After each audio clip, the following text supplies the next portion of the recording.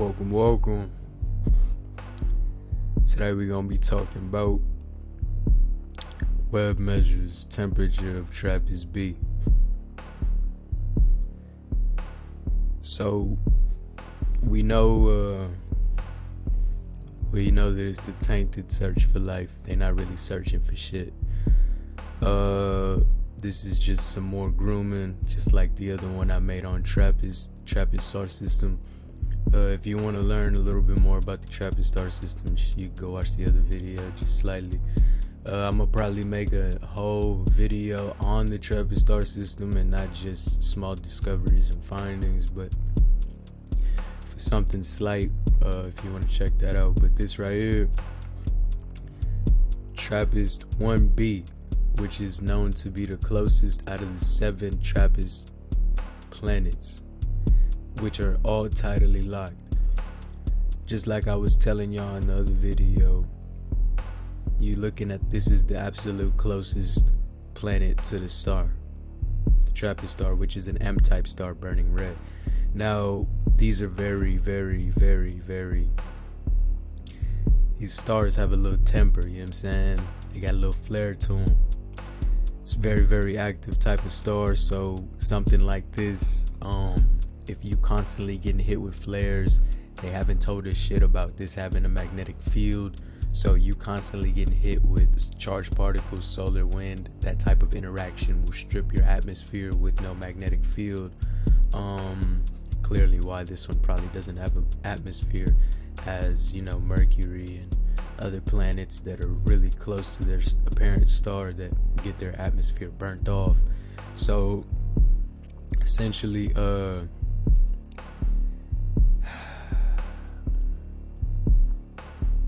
just read a little bit. Trappist 1 is an ultra cool M type, M dwarf star. Located, I didn't even know it was That's interesting. It's a dwarf star. Star located 38.8 light years away from the constellation of Aquarius, also known as K2. These niggas. Don't touch that shit. Also known as K2 112 and Tick. The star is barely larger than Jupiter. Yeah, that's what I was saying, because dwarf star, they don't really be that large. I compare all dwarf stars to Jupiter too, so it's nice that they told us. Barely larger than Jupiter, that has just 8% of the sun's mass. 8% of the sun's mass, slightly larger than Jupiter, burning. It's burning. That's brown dwarfs are very strange. M dwarves, G dwarf, whatever dwarf you want to call it. Dwarves are very strange in themselves because some of them don't burn as hot as you need them to, but they're still alive. Some of them aren't the right size that they need to be, but they're still alive. It's a lot of variance, a lot of varieties, a lot of complex type of. It's a complex variety when you're dealing with stars, honestly. It's really hard to categorize certain stars, and if you do, you gotta have at least a million different categories, because the stars just seem to break the hold of just anything you put them in February 2017, astronomers announced that the stars host at least 7 planets, which is 1B, C, D, E, F, G, and H. All these planets are similar in sizes to Earth, and Venus slightly smaller. They got a few, what are they called? Mega Earths? It's this a super Earth. There you go. Mega Earth. Goddamn, I ain't heard that. All these, okay. Yeah, all these planets are similar to Earth in size, short orbital periods, and this is their orbital periods respectively. 3 of these planets lay in the star's habitable zone. Mainly, they're able to harbor sustainable conditions for life. 3 of the planets, they say. But they look at it's okay though. Trappist 1B is the innermost has an orbital distance of 1/100th of Earth and receives about 4 times the amount of energy that Earth gets from the sun. So this is already an M-type dwarf, very, very small, I guess you would say, for star size. And it's able to give you, over here at Trappist B, it's able to give you, what did they say, 4 times? Trappist B, yeah, 4 times the amount of energy Earth gets from the sun. If you're getting 4 times the amount of energy and you're tidally locked to the next nigga, I'm doing this is what you call right here, this is what you call scientific thinking. If you are this close, 4 times the amount of energy that Earth gets, you're this close. This is an M-type dwarf, okay? 38 light years away from us. Nigga, you're this close, the next planet next to you is tidally locked. That means it has to be close enough to you to where the bitch can't even spin. So you getting 5 times, the next nigga might be getting 3 times. Then the next nigga might be getting 2 times. Because you're tidally locked, buddy. So that shit obviously is gonna tell me that motherfuckers is pretty close together. And there's some type of gravitational disturbance going on that's causing all y'all niggas to look the same way. Goddamn, like, let's be serious. So with that observation, I just told y'all niggas this place has life. Trappist 1B innermost, this planet Trappist 1B has life internally, and it's what they call them, subsurface. It probably even has a subsurface ocean. I mean, you don't know what, you're not telling me too much. The poles, I need to do more research on the Trappist Star system. But the poles of this, I need to know where the poles are. I need to know the tilt. That's going to tell me some more shit. You know what I'm saying? So I can know if there's water. Because Mercury has water. You see what I'm saying? Mercury has water. And Mercury is, we already know how close that is to the sun. So let's not really keep playing these games. Although it's not within the habitable zone, observations of the planet can provide important information on its siblings. That's exactly what I'm talking about. You don't want to look at its siblings, though. You don't want to. You don't want to. Yeah, you don't want to. I'm about to bust their ass after this. And they are twice as likely to have rocky planets as stars. Yeah, this was what they were talking about with the M-type stars.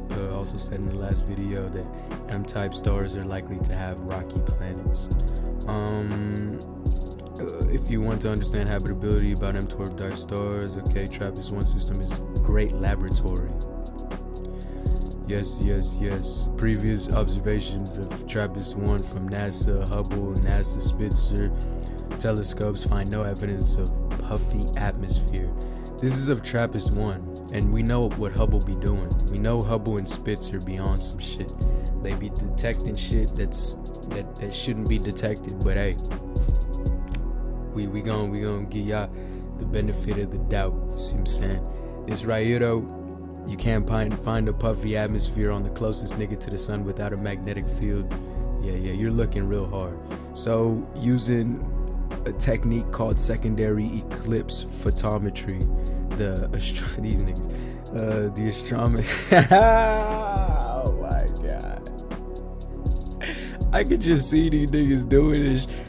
Using a technique called secondary eclipse photometry, the astronomers measure the changes of brightness from the Trappist from the Trappist Star system. When it moves behind the star, although Trappist 1B is not hot enough to give off its own visible light, it's not hot enough to give off its own visible light. It does. Oh yeah. Okay. Cool. Okay, but the brightness. Yeah, nothing. So pretty much, they're just here to tell you some more. They really don't want to tell you nothing more. What they want you to remember the Trappist Star system as is, like I say, another not shit solar system. You see what I'm saying? They don't want you to remember it as, oh shit, that might be, you know what I'm saying, Hey, that, nah, they don't want none of that shit. They want you to be, if Trappist had 7 star systems in the habitable zone, and now we're looking at this one, and this one has 2. There's probably no like niggas just gonna start Xing shit out before shit even be. Nah, bruh. That's not how this shit go. I'm here to make sure motherfuckers stay in line type shit. Planets, this next one though. Planets without stars might have moons suitable for life. Now, don't get me wrong, a star is very important, truly important, seriously important, but it's important to niggas like me. A full-on biotic organism that literally has certain processes that are varied and that sustain themselves not only, but vary themselves depending on light exposure. So, without the sun, I die very quickly. I'm not gonna hold you. Very, very quickly. Very, very quickly. Some bacteria, some archaea are able to live in 0 sunlight areas. On Ganymede, the closest water that you touch that's liquid is 100 miles under the surface. No light. You're not seeing light. That's bioluminescence down there. You got bioluminescence. Everything is bioluminescent down there. Everything is bioluminescent. Goddamn, every goddamn thing, nigga. if they not using magnetics, if they not using frequencies, if they using what you call bioluminescence. That's how life lives in the dark. The gravitational tug between, let me actually slow down. The reason why I brought in Ganymede is because Ganymede's a pretty far planet. Ganymede now has been seen to have water vapor. Water vapor is known as a what is it?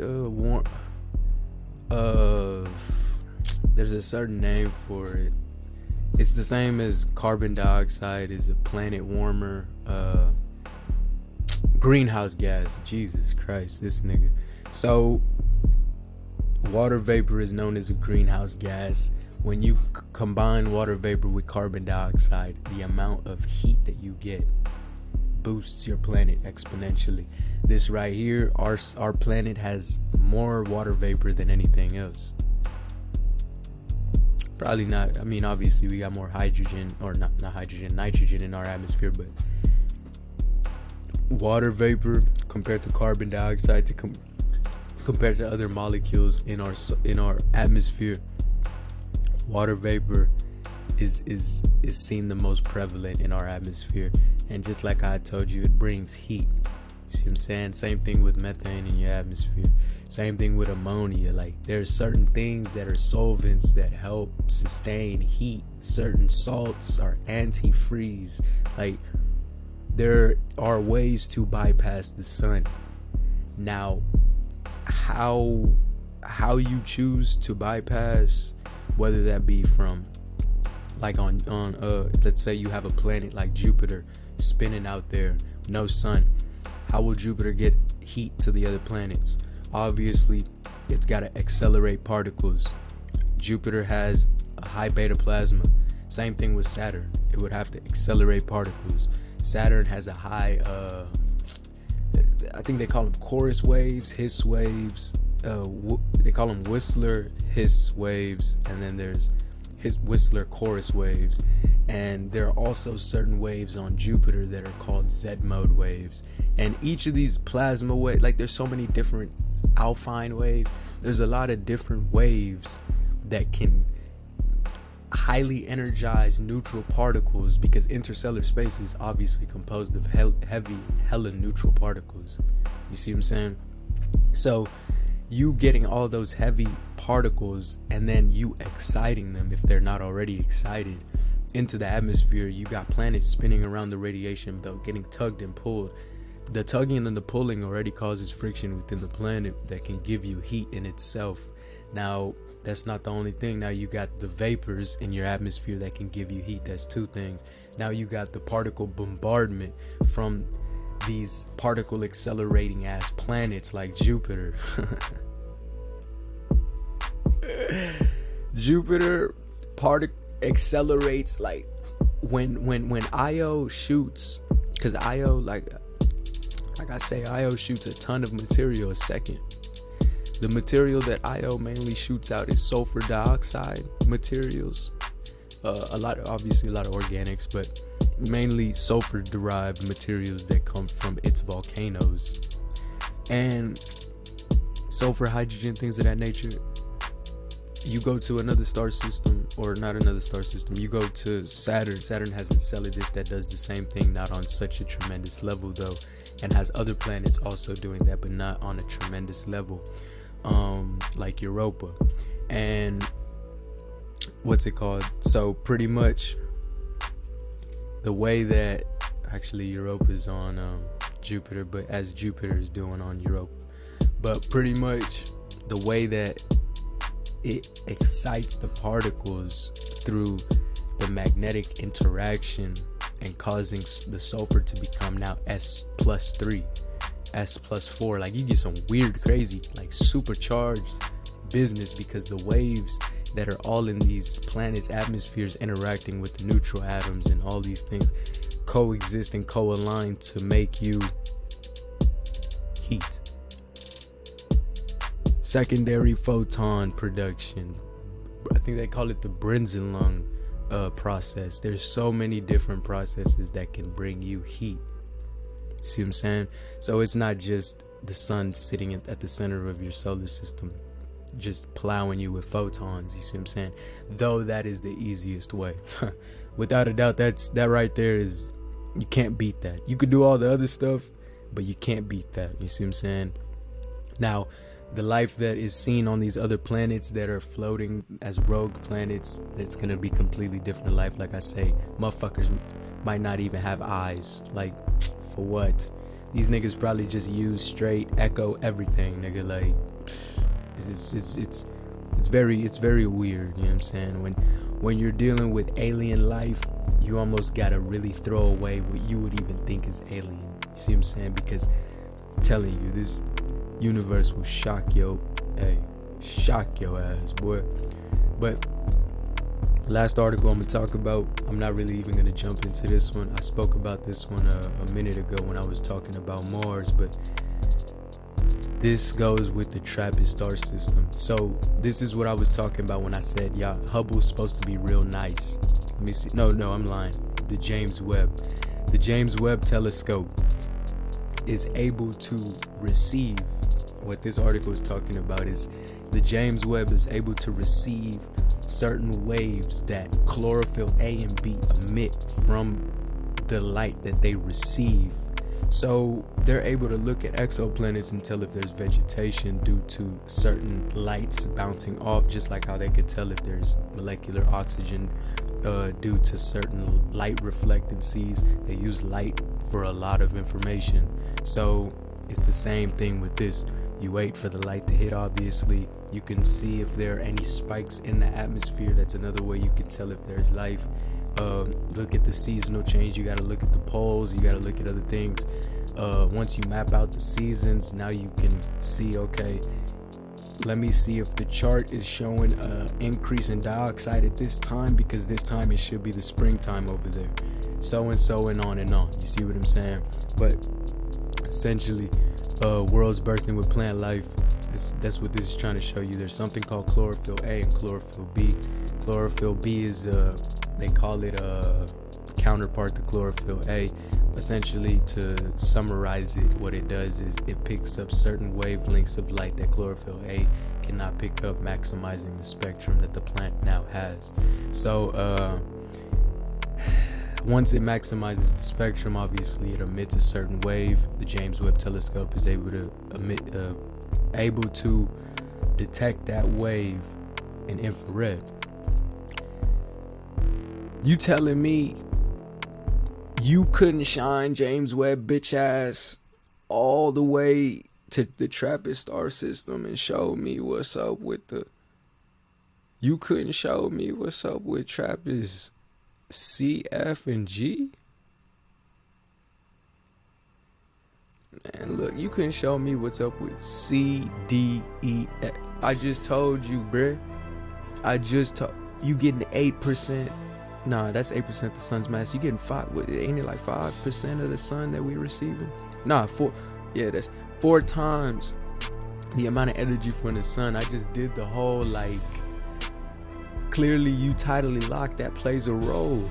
You see what I'm saying? These planets, bro. This is the biggest joke I've seen like in a minute. Like, minus them playing with. They got a mission called Juice going out there to Ganymede and going out there to those planets, being the first ever mission to orbit a moon and look for life itself. But, bro, y'all not looking. And what I believe y'all find something and y'all immediately are gonna shoot it as. But it can happen in another way too. You see what I'm saying? Like, completely disassociating it with life. You see what I'm saying? Completely disassociating it with life. The amount of games played it's not real, bro. It's just not real. It's something that you just gotta do on your own and watch me do it. Hey, you can do that too. We'll learn together. This shit right here though, Trappist beat. It's very sad they playing my nigga. They playing this nigga hard. This nigga obviously got, bro, this obviously just the same thing how Mars has subsurface water. 9 times out of 10, this one has subsurface water too. And caverns. Once you find subsurface water, you should just stop talking to me. Unless you're telling me more like if you found magnesium oxide or some crazy shit, you know what I'm saying? Like, unless you, like, you gotta find certain shit for you to, like, keep talking to me. But once you tell me certain, just back up. You see what I'm saying? Like, after that, like, I don't really need you, like, you see what I'm saying? But essentially, Trappist beat, it's very sad. Now they telling you planets without stars can sustain life. But planets with stars just ain't got shit. When are you gonna find a planet? When are you gonna find a planet without a star with life? When a nigga can't even find a planet with. Let me stop. Let me get off y'all. You know what I'm saying? Like, I've been socking. I'm sorry. Appreciate y'all niggas, and I'ma see y'all niggas.